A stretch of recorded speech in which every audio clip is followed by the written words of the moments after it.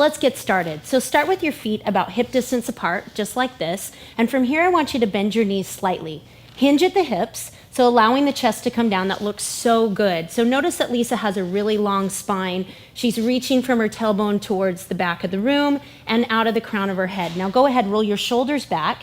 Notice that she's already engaged right here, leading with the chest. Now perform a row by squeezing those shoulder blades together, elbows drive to the back, and then release it back down. It's really crucial that when you're doing this exercise, that you use the entire length of the rep. So from all the way from the top, all the way to the bottom, and really squeezing through the shoulder blades.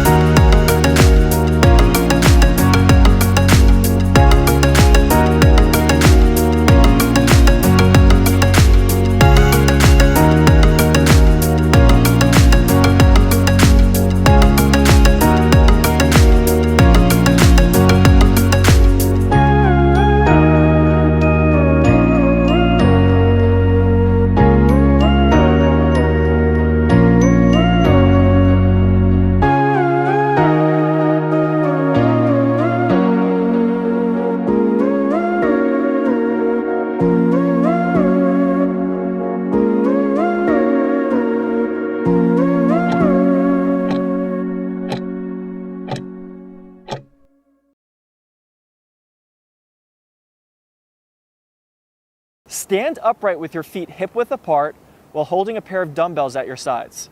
Step backward, then drop your hips so that your back knee is an inch or two above the ground. From the bottom of your lunge position, push back up with both legs to the starting position. And here are 3 common form mistakes. Front knee caves in, hunching over, leaning from side to side.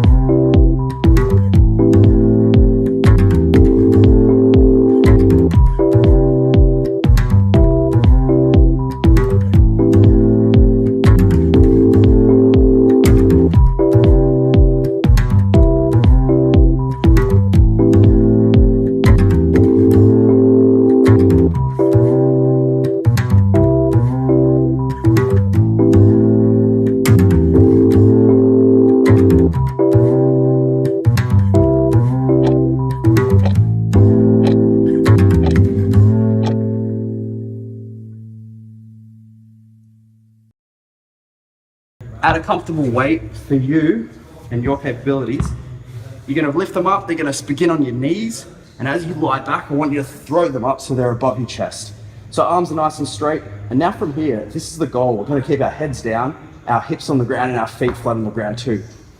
More points to consider are lats being on. So think about engaging your shoulder blades, so squeezing them together, wrapping the kind of armpits, keeping tension through that, big chest or as high as possible, and our elbows bending, shoulders are moving, touching the ground with the elbows, forearms are vertical and pressing up straight up. So we want to finish the weight above our chest, lowering down, bang. And so the goal also is to, when we're at this bottom position, our elbows aren't up at a 90 degrees in the armpits, but rather slightly a 45-degree angle. So again, big chest, lats on, glutes on even, feet flat on the ground, head resting on the ground, pressing up, keeping the chest big throughout the entire movement.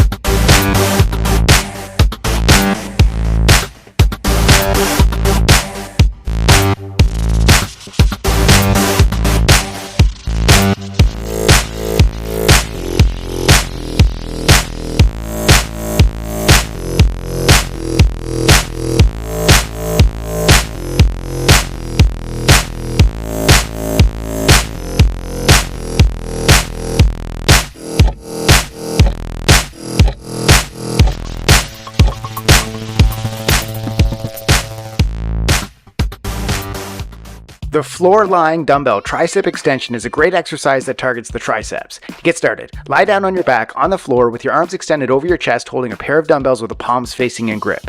Keeping your upper arms stationary and your elbows pointed, bend at the elbows while you slowly lower the dumbbell towards your forehead. Extend your arms to press the dumbbells back up to the starting position. Focus on keeping your elbows pointed and in with no movement from your upper arms. The only movement comes at the elbow joint. Locking down this form really will accentuate the triceps. Repeat for reps.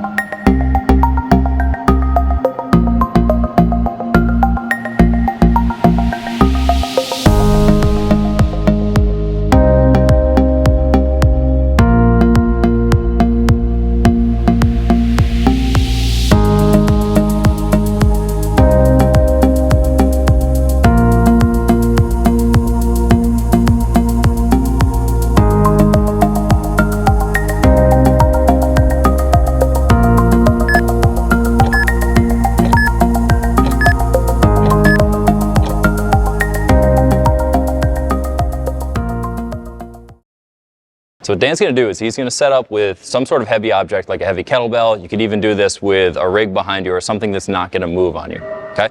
From this setup position, we're gonna take his knees up off the ground a little bit, drive his heels into his butt so he's in a nice tight position here, okay? Our first cue is gonna be to drive his low back into the ground, so he's starting with an active core, and then we're just gonna pull the knees up over the elbows, thinking of using that kettlebell for a little bit of support. Good, so he's come up to this position. On the way back down, he's lowering, thinking of lowering one piece at a time. Perfect. Now our next progression is we're gonna go through a normal rep on the way up, right? So we'll reverse crunch up, slowly lower back down. And now the second that he reaches neutral here, we're gonna extend the legs out and tap the heels. And we'll give him a little bit of rest while we talk about it.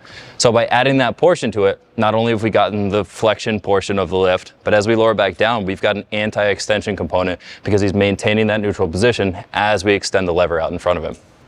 Now for the next two progressions, we're gonna do our standard reverse crunch on the way up. But now on the way down, we're gonna take one leg, straighten it out, and now we've got a longer lever that we're gonna lengthen all the way down to the ground. So again, we're increasing the demand on the eccentric portion. Our final progression, he's gonna do a reverse crunch up.